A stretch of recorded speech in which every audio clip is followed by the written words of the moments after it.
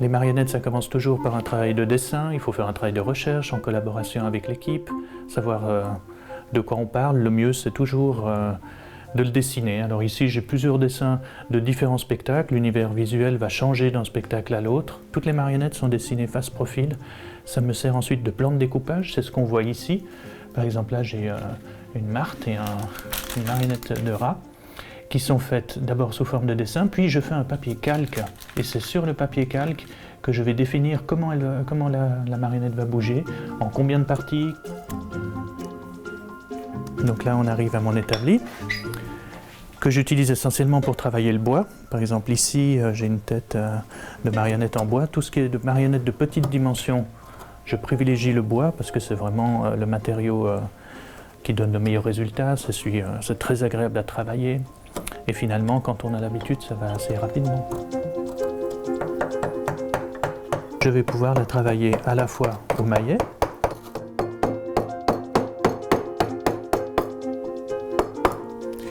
puis ensuite, grâce à sa stabilité dans l'établi, je vais pouvoir travailler ensuite à la main. Une fois que j'ai fini la sculpture du personnage, pour le personnage de tout à l'heure, voici sa tête, qui est sculptée, donc tout arrondie par rapport à l'étape précédente. Il reste une prochaine étape, c'est de vider sa tête, pour qu'elle soit plus légère. Toutes les marionnettes ont la tête vide. Alors, pour ce faire, je dois utiliser une hache. Je vais fixer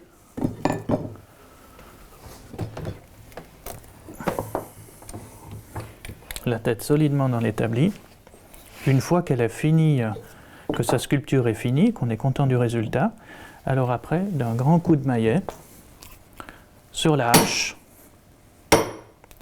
je vais fendre la tête en deux comme une bûche.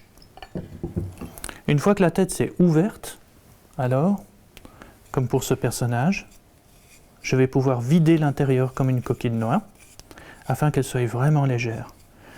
La partie de la calotte qui est tombée va être ensuite recollée pour qu'on reconstitue la tête et ensuite on n'y voit plus rien, surtout avec la peinture, éventuellement la perruque. Ici on voit plusieurs étapes de travail. L'hermine qu'on voyait tout à l'heure en dessin, je suis en train d'en faire une série, commence à se sculpter en fait comme un serpent, d'abord la partie centrale, puis je vais sculpter, articuler les pattes.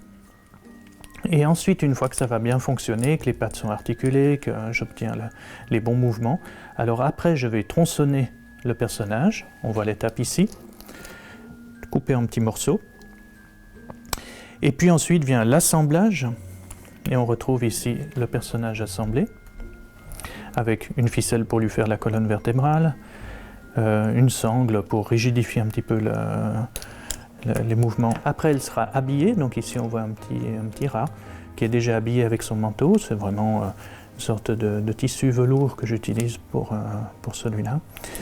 Et donc là, il lui manque encore bien sûr le dispositif de contrôle pour la manipulation. Mais enfin, il a déjà toute la souplesse que je voulais lui donner. Suivant les spectacles, le bois, ça ne va pas être le matériau adapté. Je vais passer au travail de moulage pour utiliser par exemple des résines. Alors, ça c'est le moule. Le moule est fait avec une chape en plâtre. C'est comme une boîte.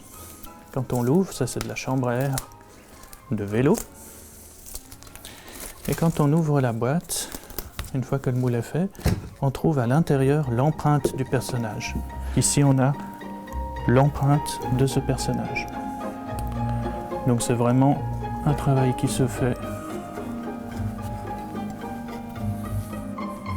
au pinceau, avec la matière du silicone, puis avec le plâtre. Voilà. Ensuite, je vais pouvoir faire plusieurs, et pour le spectacle, c'était nécessaire, puisque nous avions des exemplaires en cire, et ces personnages étaient ensuite détruits pendant le spectacle, c'était leur manière de mourir.